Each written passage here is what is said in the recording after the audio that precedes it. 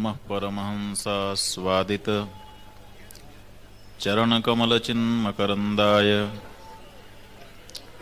भक्तजनमानसनिवासाय श्रीरामचन्द्राय तद्दिव्यमव्ययं धाम सारस्वतमुपास्महे यत्प्रसादात् प्रलीयन्ते मोहान्ततमसश्छटाः कञ्जासनादिसुरवृन्दलसत्किरीटकोटिप्रघर्षणसमुज्ज्वलदङ्घ्रिपीठे त्वामेव यामि शरणं विगतान्यभावं दीनं विलोकय दयार्द्रविलोचनेन।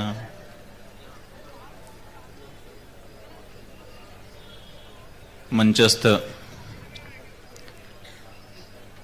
समादरणीय स्वामी प्रज्ञानंद जी महाराज, समुपस्थित संत वृंद,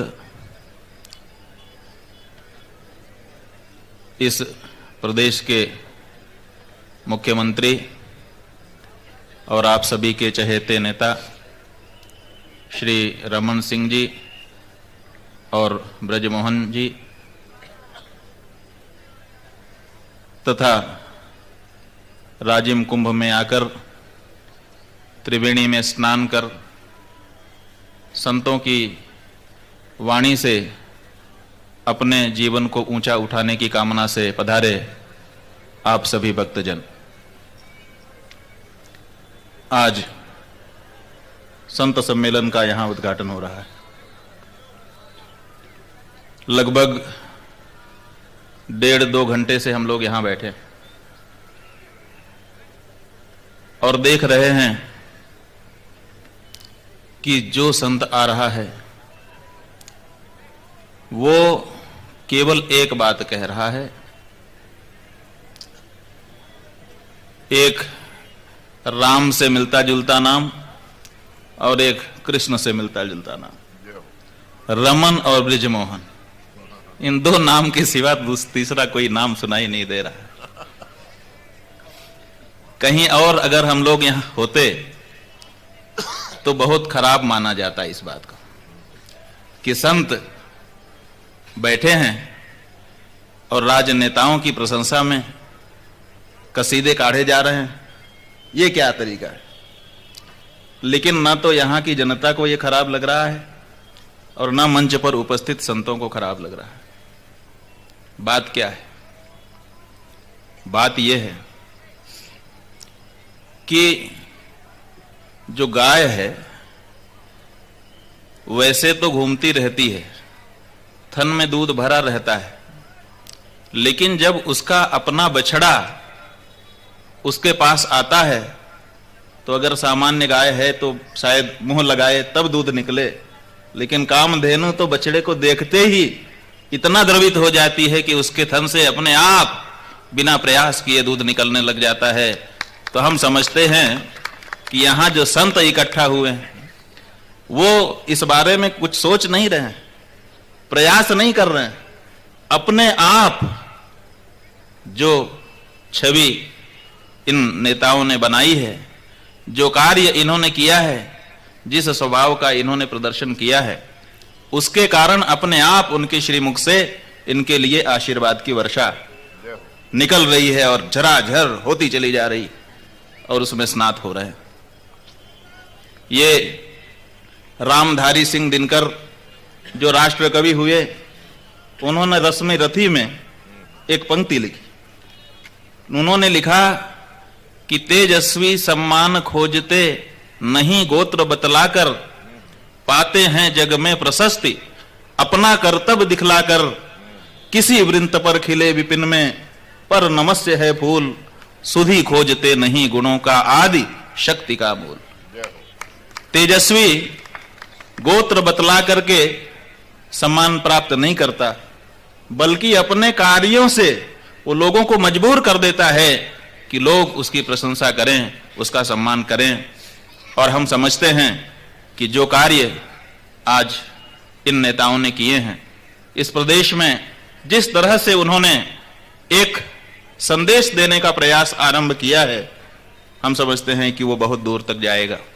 और यही कारण है कि हम भी वही सब कुछ कहने के लिए मजबूर हो गए जो यहां पर दूसरे संत कह रहे थे। बात यह है कि राम राम राम पूरा देश रट रहा है, जहां जाइए राम की बात होती। लोग कहते हैं कि राम का मंदिर बनना चाहिए, और बहुत बड़ा आंदोलन हुआ।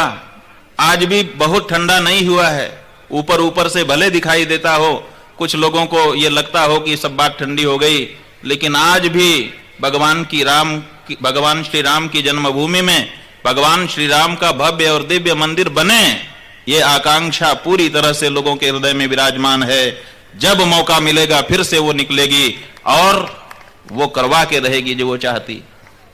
लेकिन सोचने की बात है कि जहां आदमी को खाने को ठीक से नहीं मिल रहा है, जहां आदमी को पीने को ठीक से नहीं मिल रहा है, रोटी कपड़ा मकान जैसी जो मूलभूत आवश्यकताएं हैं, लोग उससे जूझ रहे हैं, ऐसे समय में भी राम का मंदिर बने इसके लिए चंदा निकाल करके अपनी जेब से दे रहे हैं, समय निकाल करके जहां कहो वहां खड़े हो जा रहे हैं। तो क्या ऐसी बात है जिसके कारण राम राम राम दुनिया रट रही है, राम का मंदिर चाहती है? क्या कारण है? विचार करने पर पता चलता है कि वास्तव में राम की आवश्यकता है। राम की आवश्यकता इसलिए है क्योंकि आदमी का यह स्वभाव है कि वो कहावत है ना, देखा देखी पुण्य देखा देखी पाप। माने हम इस स्वभाव वाले हैं कि देख देख करके हम कुछ सीखते हैं और देख देख करके ही कुछ समझते हैं। जब तक हम देखते नहीं तब तक ना तो हम समझते हैं, ना तो हम सुधरते हैं और ना हम संवरते हैं। इसलिए आदमी के घर में चाहे कुछ और हो चाहे ना हो, एक छोटा सा आईना जरूर होता है उसके घर में, जिसमें रोज सवेरे स्नान करने के बाद वो अपने आप को देखता है और देख करके अपने चेहरे पर जो कमी बेसी रहती है उसको पूरा कर लेता है, अपने आप को सजा लेता है, संवार लेता है। मतलब एक आईना उसको चाहिए, एक आदर्श उसको चाहिए, एक ऐसा व्यक्तित्व उसको चाहिए जिसको देख करके, जिसके जीवन को देख करके, जिसके आचरणों को देख करके वो अपने जीवन में जो कमियां हैं उन कमियों को पूरा कर ले। इसके लिए इस देश के लोगों ने भगवान श्री राम के आचरण को सर्वश्रेष्ठ माना और यह माना कि उनका आचरण अपने जीवन में उतारा जाने लायक है। वो हमारे आदर्श हैं और आदर्श कभी भी हमसे तिरोहित नहीं होना चाहिए। इसलिए राम की आवश्यकता है इस देश में।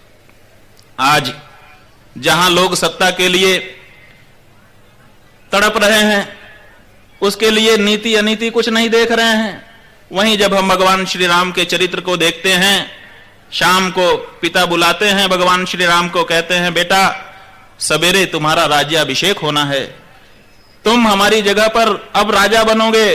कहा पिताजी जैसी आपकी इच्छा, मैं आपका सेवक हूं। और अभी सवेरा हुआ नहीं, राम बुलाए जाते हैं और उनको आदेश हो जाता है कि 14 वर्ष के लिए बलकल वस्त्र पहन करके तुम राज्य छोड़ करके जंगल में चले जाओ। लेकिन भगवान श्री राम कोई विरोध नहीं करते हैं, बल्कि प्रसन्नता पूर्वक अपने पिता माता की उस आज्ञा का अनुगमन करते हैं। ये राम का आदर्श, और राम का आदर्श और आगे बढ़ता है। भाई भरत जिनके लिए उनकी माता ने राज्य मांगा, जब उनको राज्य प्राप्त होता है तो वो भगवान श्री राम से उनकी पादुकाएं मांग लेते हैं, सिंहासन पर ले जाकर के रख देते हैं। वो सब कार्य करते हैं जो एक राजा को करना चाहिए, लेकिन उस कुर्सी पर नहीं बैठते हैं। कैसी बात, कैसा आदर्श! राम का आदर्श जब इस देश में आएगा तब यहां पर राम राज्य आएगा। राम अगर सत्ता के लोलुप हुए होते तो शायद जनता ने जो सहयोग श्री राम के लिए किया वो सहयोग राम के लिए ना मिलता, और राम वैसे ही एक राजा होकर के रह गए होते जैसे और हजारों राजा इस देश में हुए। इसलिए राम अगर ऐसे राजा हुए कि दैहिक दैविक भौतिक ताप व्याप्त नहीं होता था उनके राज्य में, तो इसका कारण था कि वो सत्ता को प्राप्त करने के लिए प्रयास नहीं करते थे, बल्कि सत्ता उनके पास चल करके आती थी। ऐसा चरित्र, ऐसा आचरण जनता के सामने प्रस्तुत करते थे। भगवान श्री राम ने जब राज्य सिंहासन पर आरूढ़ होने का समय आया, राज्य तिलक कर दिया गया, शपथ ग्रहण का समय आया, तो वाल्मीकि रामायण में लिखा है भगवान श्री राम ने शपथ ग्रहण की। क्या शपथ ली उन्होंने? मैं पद और गोपनीयता की शपथ ईश्वर के नाम पर लेता हूं, ये नहीं। उन्होंने कहा स्नेहम दयाम च सौख्यम च यदि वा जानकीमपि आराधनाय लोकस्य मुंचतो नास्ति में व्यथा। हे प्रजाजन, मैं आपके सामने ये घोषणा करता हूं कि आपका परिपालन करने के लिए स्नेह, दया, मित्रता और यहां तक कि अगर प्राण प्रिया जानकी को भी छोड़ना पड़े तो छोड़ दूंगा, लेकिन आपको कभी नहीं छोड़ूंगा। आप बताइए, ऐसा राजा जो अपनी प्राण प्रिया जानकी को भी छोड़ने के लिए तैयार हो जनता के लिए, जनता उसको कभी छोड़ सकती है? कतई नहीं छोड़ सकती है, और नहीं छोड़ा, आज तक नहीं छोड़ा। जाने कितने वर्ष बीत गए, राम इस देश में राजा हुए थे, लेकिन राम ही हमारे राजा हों, ये आकांक्षा आज भी अगर हमारे हृदय में है तो इसीलिए क्योंकि राम ने जनता के लिए अपना सब कुछ छोड़ दिया था, जनता उनके केंद्र में थी। ऐसा राजा जब जब इस देश में आएगा वह हमारा आदर्श बनेगा, और आदर्श की हमको परम आवश्यकता है। आज यही तो देश का सबसे बड़ा संकट है कि हमारे सामने कोई आदर्श नहीं है। बच्चा सोचता है कि मैं कैसा बनूं, अगल बगल नजर दौड़ाता है, लेकिन जिसको देखता है कि इसके जैसा बनूं, थोड़ा ही गौर से देखने के बाद उसका मन वहां से उचट जाता है। कोई ऐसा चरित्र हमारे सामने आज नहीं दिखाई देता, हम जिसका अनुकरण करें, अनुसरण करें। हम चाहते हैं कि हम किसी का अनुकरण करें, अनुसरण करें, लेकिन नहीं निकल करके आती है बात, तो क्या किया जाए? ऐसे समय में जब पूरे देश में आदर्श का संकट विद्यमान है, रमन सिंह एक आदर्श बन करके हमारे सामने प्रकट हो रहे हैं, निकल करके आ रहे हैं। इन्होंने देश को वो आईना दिखाया है, इन्होंने देश के सामने वो संदेश रखा है कि धर्म के मार्ग पर चल करके लोगों के बीच में सौमनस्य और शांति, सौख्य स्थापित किया जा सकता है। और पिछले 9 वर्षों से जब से ये आए हैं, इसी बात का निरंतर प्रयास कर रहे हैं। आज जब इन्होंने अपने वक्तव्य में कहा कि अगर मेरे राज्य के समय अकाल नहीं पड़ा तो स्वाभाविक है कि यह मंत्रिमंडल का फैसला नहीं था, विधानसभा में पारित प्रस्ताव नहीं था, निश्चित रूप से यह भगवान की कृपा थी। इतनी साफ गोई से अगर बात को स्पष्टतया हमारे सामने कोई स्वीकार कर रहा है, आज तो स्थिति यह है कि लोग इसके लिए भी क्रेडिट लेने के लिए कोई न कोई तर्क ढूंढ सकते हैं कि हां हमने ये किया, इसके कारण ये हो गया। लेकिन जो बात सच है उसको उसी रूप में आपके सामने स्वीकार करना। और इतना ही नहीं, ऐसे अनेक मोर्चे हैं, हम बहुत ज्यादा नहीं गिना पाएंगे, गिनाना चाहिए भी नहीं, लेकिन हम देख रहे हैं कि ऐसे अनेक मोर्चे हैं जिन पर इनके विचार पूरे देश को दिशा देने की श्रेणी में गिने जा सकते हैं। और उनमें से एक हमारे खुद के साथ हमारा खुद का अनुभव है। जैसा कि ब्रजमोहन जी ने कहा कि हम गंगा की लड़ाई लड़ रहे हैं, गंगा अविरल हो, निर्मल हो। अरे गंगा ही क्या, देश की जितनी पुण्य नदियां हैं सब अविरल और निर्मल रहनी चाहिए। वही तो परमात्मा की तरफ से हमको उपहार है, वही तो हमको जीवन है। अगर वही स्वस्थ सुंदर नहीं रहेगा तो फिर लोगों का जीवन खतरे में पड़ जाएगा। इसीलिए लेकिन सबके लिए बात उठाओ तो बहुत आगे नहीं जा सकती, इसलिए हम लोगों ने पहले एक को पकड़ा, कहा भाई गंगा जी की अविरलता और निर्मलता हम लोगों को चाहिए। बहुत सारे नेताओं से, बहुत सारे धर्माचार्यों से, बहुत सारे देश के विभिन्न क्षेत्रों में आगे बढ़े लोगों से हम लोगों ने संपर्क किया। लंबा समय बीत रहा है, काफी अनुभव हमारे पास है, लेकिन पूरे देश में किसी ने मौखिक आश्वासन दिया, किसी ने असमर्थता व्यक्त कर दी, किसी ने विरुद्ध तर्क रख दिए और तरह तरह की बातें की। लेकिन छत्तीसगढ़, और धन्य है छत्तीसगढ़, धन्य है छत्तीसगढ़ की विधानसभा, जहां पर पक्ष ने और प्रतिपक्ष ने मिल करके एक साथ जितने विधायक हैं एक एक पत्र स्वतंत्र रूप से लिख करके प्रधानमंत्री जी के लिए दिया कि प्रधानमंत्री जी गंगा की धारा को अविरल बनाइए, गंगा की धारा को निर्मल बनाइए। ये हम सब की मांग है और हमारे क्षेत्र के जन जन की मांग है। ये आदर्श देश में क्या किसी और प्रदेश से निकल करके आ सकता है? हम लोग हरिद्वार के कुंभ में थे, पता चला कि छत्तीसगढ़ से विधायक आ रहे हैं गंगा स्नान करने के लिए। पक्ष और प्रतिपक्ष दोनों के विधायक एक साथ मिलकर के गंगा स्नान करने के लिए जा रहे हैं। अभी अभी प्रयाग में कुंभ पूरा हुआ है, वहां पर भी एक साथ जाकर के गंगा स्नान करके आए।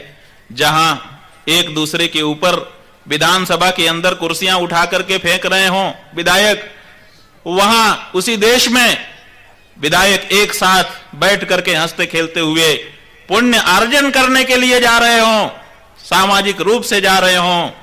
ये हिम्मत, ये ताकत और ये स्पष्ट संदेश आज देश के किसी दूसरे कोने से नहीं निकल रहा है, छत्तीसगढ़ से निकल रहा है। और निश्चित रूप से इसका श्रेय इस सरकार के और इस प्रदेश के मुखिया होने के नाते रमन सिंह जी का और उनके सहयोगियों का है। निश्चित रूप से एक बड़ा संदेश आप दे रहे हैं। जिस तरह से आपने यहां पर गौवध बंदी का कानून लागू रखा है, जैसा कि बालक दास जी ने अभी बताया, जिस तरह से यहां पर ये कुंभ पर्व आयोजित किया जा रहा है, इसमें भी वैमत्य हो सकता है कि कुंभ कितने हैं कितने नहीं हैं, लेकिन कोई भी नाम दे करके अगर इस तरह का एक सामाजिक आयोजन आपके द्वारा किया जा रहा है जिससे लाखों लाख लोग लाभान्वित हो रहे हैं, और हम तो कहते हैं कि कुंभ तो इसीलिए आयोजित होता था ना कि 12 साल के बाद देश के सारे विद्वान संत धर्माचार्य विशेषज्ञ इकट्ठा होंगे और इकट्ठा होकर के देश की जल नीति पर चिंतन मनन करेंगे कि पिछले 12 वर्ष की हमारी जल नीति क्या थी, हमारी नदी नीति क्या थी, और आने वाले 12 वर्षों के लिए हमारे देश की, हमारे प्रदेश की जल नीति क्या हो,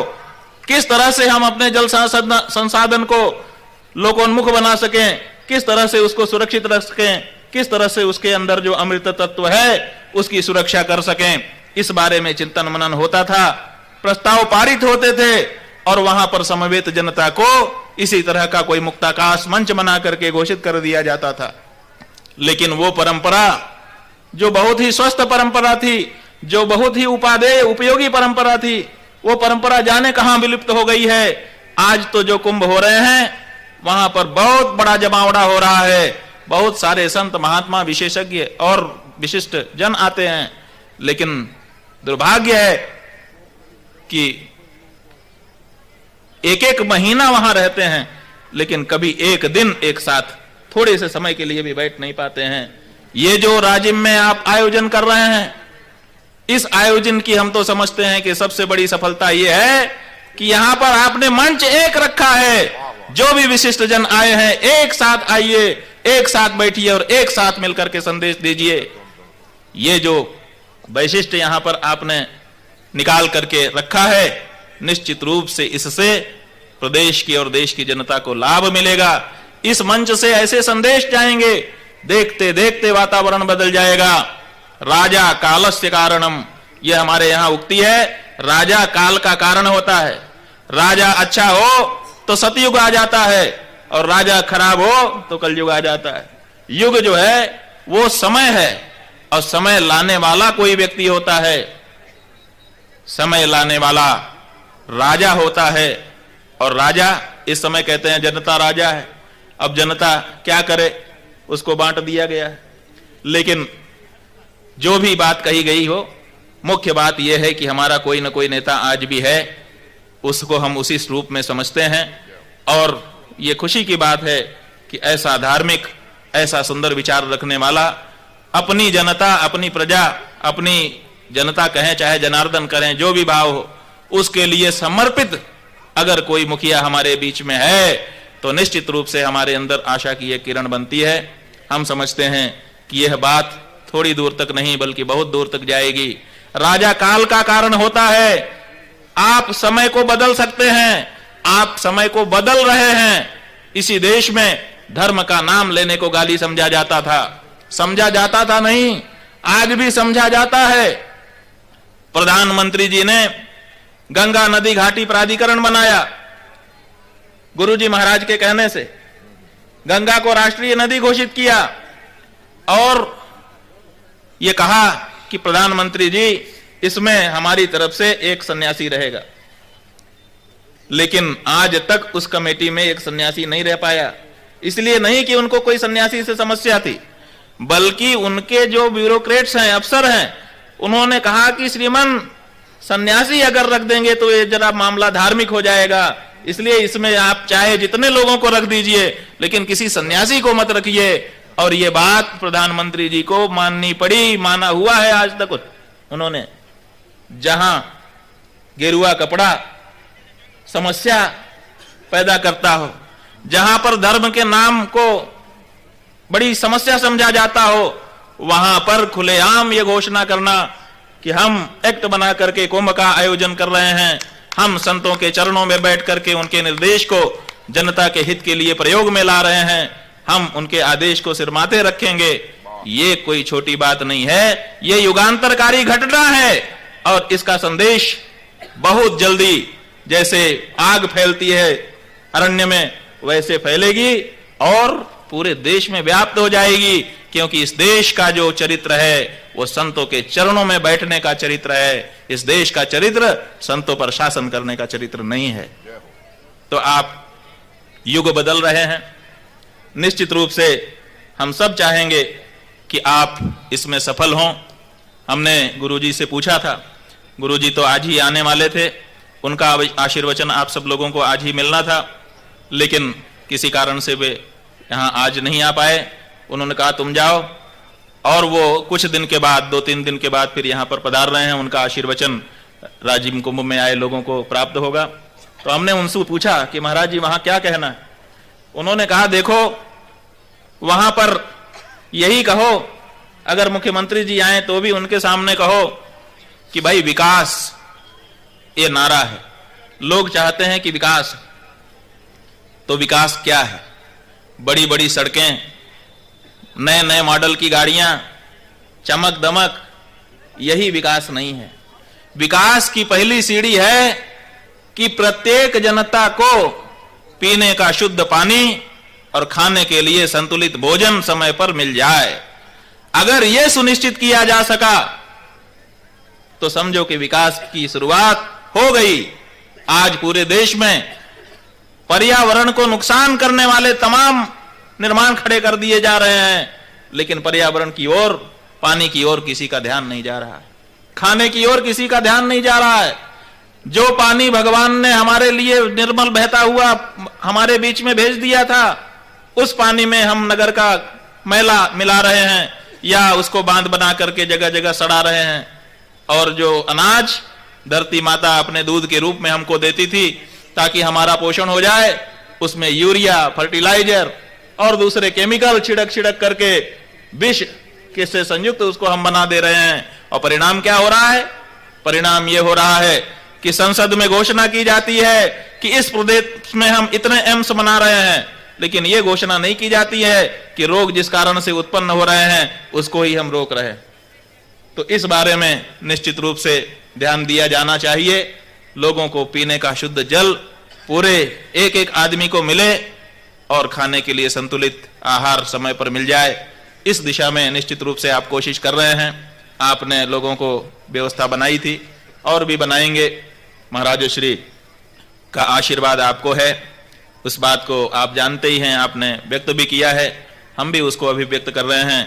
और इस अवसर पर यहाँ पर जितने संत मंडली इकट्ठा हुई है, उसने जो भाव व्यक्त किया हम समझते हैं कि वो स्वाभाविक था, और वो स्वाभाविक स्नेह जब तक आपको मिलता रहेगा निश्चित रूप से आप आगे बढ़ते रहेंगे।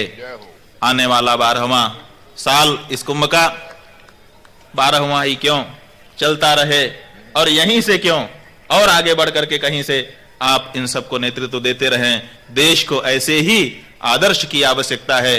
आप में जो कमी है उसको भगवान श्री राम के जीवन से देख करके ठीक कर लीजिए।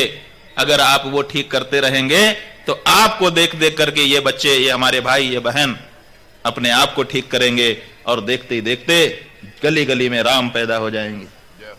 देर नहीं लगती है किसी चीज को, हल्ला तो एक ही दिन उठता है और फिर पूरा हो जाता है।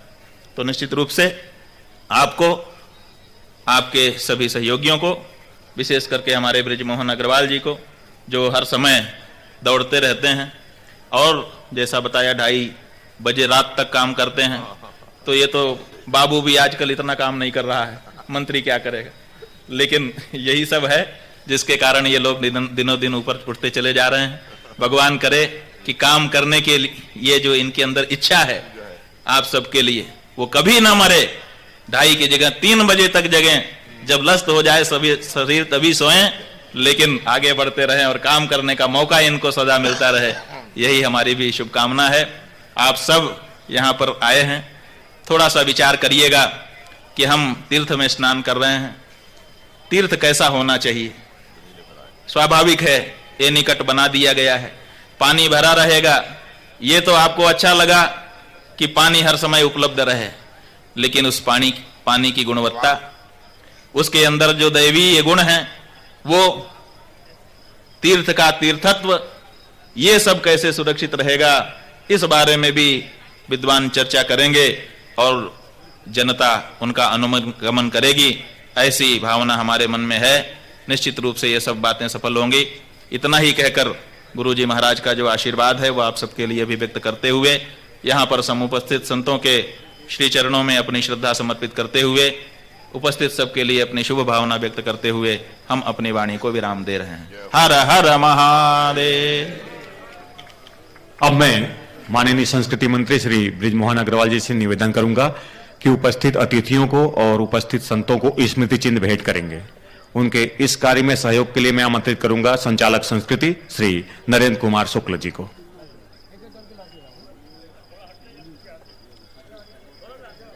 आज के इस कार्यक्रम के मुख्य अतिथि मुख्यमंत्री डॉक्टर रमन सिंह जी को स्मृति चिन्ह भेंट किया जा रहा है। कृषि मंत्री चंद्रशेखर साहू जी, मंत्री श्री रामविचार नेताम जी,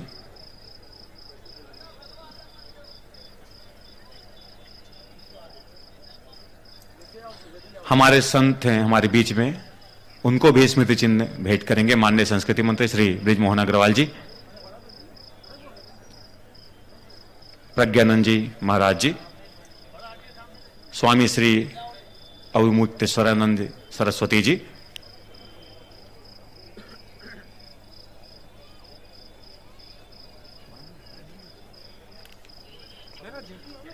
आज इस कार्यक्रम के पश्चात लाइट एंड साउंड का भव्य कार्यक्रम है मर्यादा पुरुषोत्तम।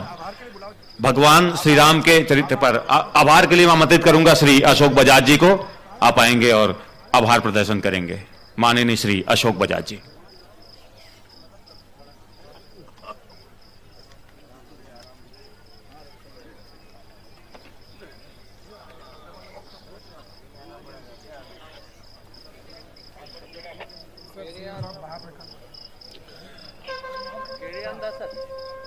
चित्रोत्पला गंगा के इस पावन तट पर राजिम कुंभ के इस 8वें आयोजन में संत समागम के शुभारंभ के अवसर पर मैं आए हुए सभी ज्ञानियों, संतों, ऋषियों, मुनियों का, मंडलेश्वर महामंडलेश्वरों का के प्रति आभार व्यक्त करता हूं आयोजन समिति की तरफ से।